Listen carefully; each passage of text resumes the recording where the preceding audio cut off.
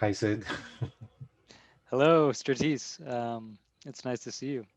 Nice to see you too. Um, I'm Sid Richardson, and I'm here with Stratis Minakakis, my colleague at New England Conservatory, and I wanted to discuss with him his work, Vatheon Ekekraksa Soi, for solo cello, that was Mhm. recently recorded in Jordan Hall. Yeah. And I had a few questions that I had prepared that I was hoping to ask you about it. Um, I know that this concept of miraloia is very important to this work and to your work in general in terms of music. And I was hoping you could tell me a little bit more about it as I'm not particularly familiar. Yes, Mirologia means lamentations. And of course, all countries have a rich tradition of lamentation songs. In this particular work, I was interested in a genre of lamentation that come from northwestern Greece. It's actually quite famous in Greece. Lots of contemporary composers have made references or set melodies from that genre. It's a genre that's very much active today in Greece. Lots of brilliant young practitioners of the genre. Um, there are a lot to like. There's a lot of things to like there. The music is stunning. For the most part, it's scalar structure is very simple pentatonic material, but the repertoire of gestures and kind of the interplay of characters, rhythms, roles in the instruments is quite fascinating. For me, what drew me into it is apart from the sheer beauty of the music, uh, is specifically its social uh, and psychological dimension. So, Lamentations is so deeply ingrained in the musical culture of the area that it is a component of any kind of communal music making. It could be like a sad one, but also happy. It is, for example, not uncommon to start a celebration with a miroloi or a lamentation that turns into a happy dance. And the connotation behind that rationale is that you start by evoking those who are not there. It's that memory of loss. So that memory of loss, that fragility is something that accompanies communal music making in all of its manifestations, sad, happy, ceremonial, uh, you know, it's something, it's a sense that is always accompanying the musicians and those who participate in this kind of function. Fascinating. Um, and I pick up on the fact that remembering this sense of remembrance is central to Miraloya and also to your work, Agvathion. And I was curious. I know you had said to me personally that um, this is one of the first works that deals with this idea of remembrance in your musical practice, and I was curious how specifically it plays out in this role and um, what or who in particular is being remembered musically and emotionally here. Yeah. I'm very interested in the idea of memory in a very particular context. There's a wonderful poem by Cavafy. It's called "Εκόμισα στη τέχνη." I've brought to art. Um, uh, Essentially, it says that he has brought to art memories of incomplete love affairs, uh, and um, he calls them indistinct melodies of incomplete love affairs. And then art comes to imperceptibly complete what life has left incomplete. Um, that is the type of memory that I'm interested in. Uh, Mm. the type of memory that comes in to feel in a gap in a life. It could be something that has been unfulfilled. It could be a trauma. Hmm. It could be a deep memory that you are trying to save. Uh, but art comes and completes it and makes it whole. And for me, that completion that suggests that something has already been irretrievably lost. That's why it needs that kind of completion. For me, that is more beautiful than the original, the art of completing it. Uh, in this particular case, it's a old piece of mine. My grandma had passed away the year before. Was a very central person in my life, and there were also some serious health problems back at home. When you are a foreigner, when you are an immigrant in a different place, especially a place that is as far away uh, as the United States is from Greece, you have a feeling like every time you visit that your childhood world is shrinking. The people that are important to you with the passage of time are diminished in capacity. Sometimes eventually they disappear. Um, the country changes. I left Greece in the late 90s. Um, the country I left has very little to do with the country that exists today. So there is that dimension that like you essentially, when you are embedded in a society, you experience all these ebbs and flows and changes in direction in a very piecemeal way. When you are an immigrant, uh, you essentially are catapulted into different realities, and the things that were, let's see, like uh, the uh, let's say the compass of your life gets reoriented all the time.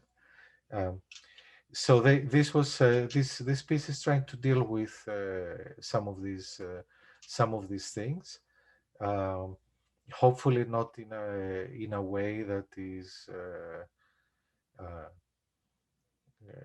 let's say too inwardly focused. Hopefully in a way that is measured. Uh, and artistic and not kind of narcissistic and wallowing. Not at all, not at all. It's a fabulous work, so beautiful Thank you. and evocative. And I found this kind of evocative narrative that I ended up bringing my own to the work when I heard it in the concert hall. Um, and it's fascinating to hear you talk about how these different ideas relate to that. And I'm sorry for your loss of your grandma. Yes.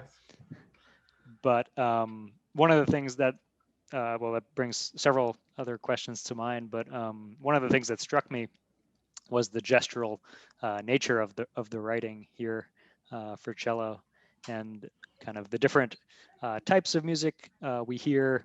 I'm thinking, for example, low drones with higher harmonics played simultaneously, very kind of extended techniques. Timbral shifts from sol ponticello to sol tasto, very fast, rhythmic 16th notes chugging along in the second movement. Um, and the pizzicato gestures that especially in the first movement begin and end the work kind of behind the bridge. Collegno battuto gestures. There's lots of different gestural content, and I'd be curious to hear a little bit more about how you conceived these different almost polyphonic levels of the Mhm. work, and then also how you, in maybe a more generalized way, conceive of gesture, and you know between the idea of a very perceptible, obvious gestures, but also kind of more subliminal ideas of gesture that are I hear in your music, kind of at the very brink of consciousness and maybe approaching a third space, as we've discussed. Yeah. In that piece and in some other pieces as well, um, there I should start by saying that for me the word extended technique does not exist. For me there is sound, and sound that has certain characteristics. Um, that's something that I always talk to my students about, that like there is nothing such as an extended technique. Hmm. There are techniques that musicians are more familiar playing, but there is no extended technique. There is sound, and you must understand sound. uh, you know, you don't need to write a piece that is every time an encyclopedia of like how well I studied the latest Baron Writer book on Yeah. on technique. Uh, it has a very personal, very true to the artistic vision of the piece. That being said, for this particular piece, um, you were completely right to mention the idea of polyphony. It's not a polyphony from the point of view of pitches. Uh, there are certainly moments of linear polyphony, like in the Bach cello suite, several layers are being developed at the same time. But there is really a gesture polyphony. At the root of the gesture polyphony is that the cello becomes an actor. It becomes an actor that impersonates three different musicians: a clarinetist, that is with those kind of velvety half pressure tones that you hear in the beginning, a lutist, um, like you in the beginning you see like some like finger tapping, for example, behind the bridge, and a percussionist, frame drum percussionist, and you see like some various percussive techniques with the wooden part of the bow. Um, I must say this is a very old piece. I have since evolved those like kind of repertorial gestures a lot, but it is really like the sound world comes from essentially the good old kind of venerable Western cello Yeah. becoming three folk instruments from northwestern Greece.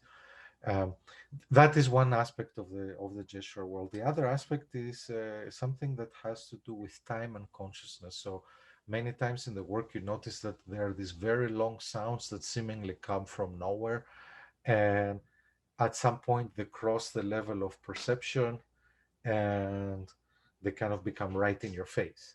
And this is something that interests me a lot. Uh, Essentially to juxtapose different levels of temporal consciousness. A lot of composers have dealt with the phenomenon of time. I mean, like I'm sure in New England Conservatory, we teach like Stockhausen, how time Of passes, course. Yeah. Griset, like Tempus Ex Machina, and like many ideas about cage, like many ideas about musical time. There, for me, uh, an aspect of time that interests me very much is the time of consciousness. So, if we could essentially find, how sometimes in dreams you have exaggerated perceptions of time, Hmm. distorted proportions, or sometimes Kundera has a wonderful line in Immortality where he describes that sense of wakefulness that is, you're like half asleep, half awake, and you have this kind of almost hallucinatory version of reality. You are kind of in the real world, but also outside it. So this is Yeah. something that interests me. Something that I noticed also, things from my background, things that I like in visual arts, uh, is in Byzantine art, which is something I grew up. My grandpa was a priest. My dad is an amazing cantor. I think every time I write a melody, I hear my dad chanting in the back uh, of my head. Say, a lot of people like define music, what is musically meaningful to them. Like a lot of people talk about Bach. For me, like a constant reference is listening to my dad chant in church. That is kind of like my fons musicalis, if you wish, Yeah. where a lot of music comes from. Um, so um, in Byzantine art, there is the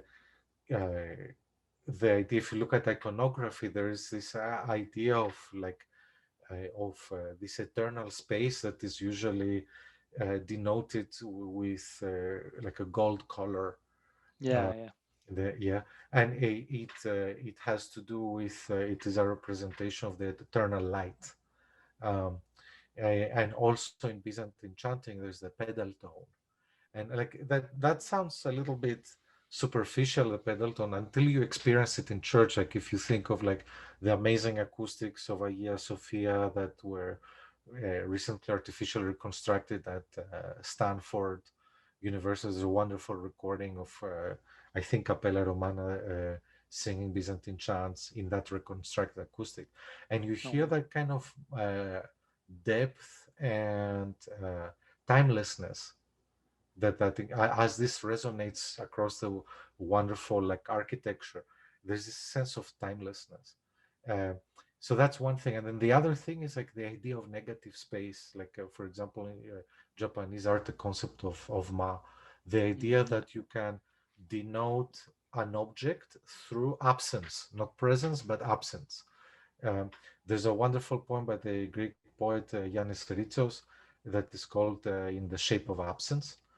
um, that it's kind of it uses the image of an old vase that had been on furniture, and it's been removed, but like it has left a stain because there's all this dust that's gathered around it, and like that little patch of clarity of or discoloration uh, is reminiscent of that object that is absent.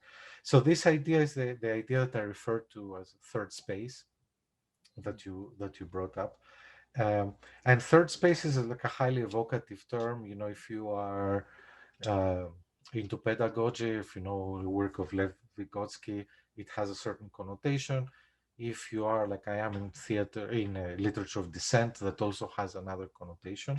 But for me, it's something that I experience in a variety of ways. Uh, like a big part of it has to do also with like an experience that a lot of immigrants will tell you they have of being stateless. I'm very Greek. I never tried to really assimilate in the American society. um, I never made an effort to lose my accent. um,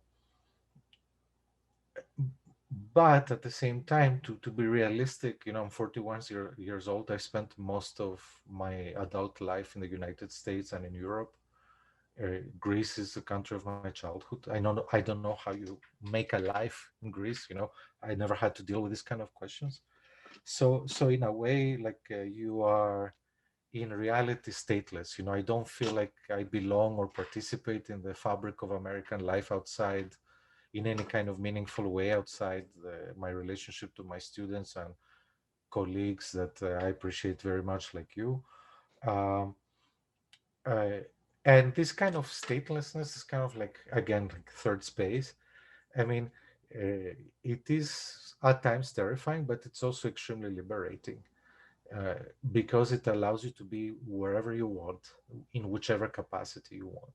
You have your core identity, uh, but you can belong anywhere and nowhere at the same time. So this is the idea of the third space, and the idea of all these gestures that come from beneath the level of consciousness, and they kind of have a playful relationship with reality. it's fascinating. I'm very much in my own work um, interested in some of those same concepts of subconsciousness and timelessness and connections to bet between perception and gesture. So I find the third space concept very compelling personally. And I wanted to follow up with you as you were just speaking about your Greek nationality, and I wanted to ask you, how that figures into your art, specifically relating to um, classical Greek Mhm. literature, which I know figures largely in inspirations for your work, in kind of inscriptions before the scores, in titles, um, in many ways. And I was thinking of, particularly in Miraloya, was recalling to me the scene at the very end of the Iliad in Book Mhm. 24, where um, they Priam brings back the body of Hector that he's received from Achilles, who's killed him and defiled the body. and he brings him finally back to Troy. And there's the Lamentations of the women and the songs of lament Mhm. by Andromache and Yeah, yeah, Hecabe and Helen. yeah. The Lamentations. It's like a really, really incredible scene, very powerful scene. Um, it's interesting that this practice happens today. Also, I remember my paternal side of the family comes from a small village called Amikle outside Sparta. Small village, but extremely ancient history. Uh, uh, well, you can visit and see for yourself. Um, uh, and I remember when my paternal grandmother died, that there were ladies there that were professional mourners, and in a way there was a certain kind of artificiality in the way they kind of were chanting and they were commemorating my grandma. It was way over the top. Uh, but for me, there was something beautiful about it. It was almost as if they became a portal through which the community grief could be shared. It could be dispersed. They could bear the brunt of it, so that your load was a little bit lightened. Um, and that has its roots in antiquity, as you can see, Yeah. many depictions.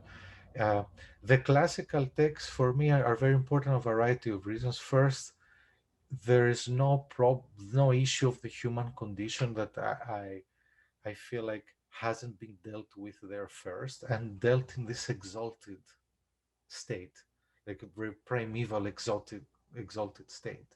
There is something that you can find about any kind of problem of the modern man, that is addressed in a really profound way Hmm. in classical literature. So in a way, it is an answer to a lot of my problems.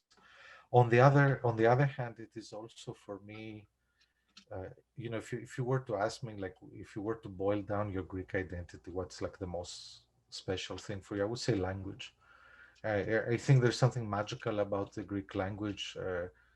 When I pick up, I didn't really have a chance to learn ancient Greek at school. We did only 1 year. The victim of misconstrued progressive reforms. It's interesting. Like my wife, who's American, she studied ancient Greek for 4 years. I studied in school for one, and I'm That is Greek. interesting. Yeah, it's a little comical. Um, but anyway, hopefully things that will change in the future. But my understanding of ancient Greek literature and limited knowledge of ancient Greek and classic and like Attic and Homeric, is basically the result of my own effort. But one thing that I find completely fascinating is that I, a modern Greek speaker, can open up Thucydides, and I don't need any special training to understand what it's saying. Wow. Sure, maybe some verb forms are a little different. There's a lot more cases than modern Greek, but I recognize my language in it. Hmm. Even more fascinating when I go back to Homer, it is that requires some training, I think, even for a modern Greek speaker. Certainly, to understand, if you want to go deeper to like really understand or write, that requires a lot of specialized training for a modern Greek speaker. But still, what is fascinating is that like the roots of the words are the same. It is incredible. Like if you think about it, we're talking about a period of 3,000 years. Uh, in those 3,000 years, the various Hellenic populations had autonomy only for a small segment of those years. Hmm. I'm thinking of like Greeks in Cyprus who have uh, they have uh, uh, they have a version of Greek that's much more true to ancient Greek. I'm thinking about the Cypriot Greeks, like actually the time that were incorporated in like Greek identified Greek speaking state entities, like the Byzantine Empire, were minuscule in their history. Like most of the time, they were under foreign dominion and in many cases brutal dominion. Yeah. But what is it about this language that survives all of that? You know that you have knights, for example, that settle in Cyprus, and after 100 years they write in Greek. You know, they are the aristocrats, they're a ruling class, and they change their language to Greek.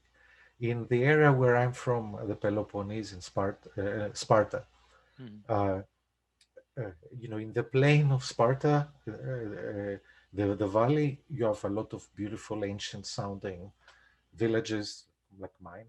You go a little bit higher up in the Taygetos mountain, you see a lot of villages that have Slavic endings in their names.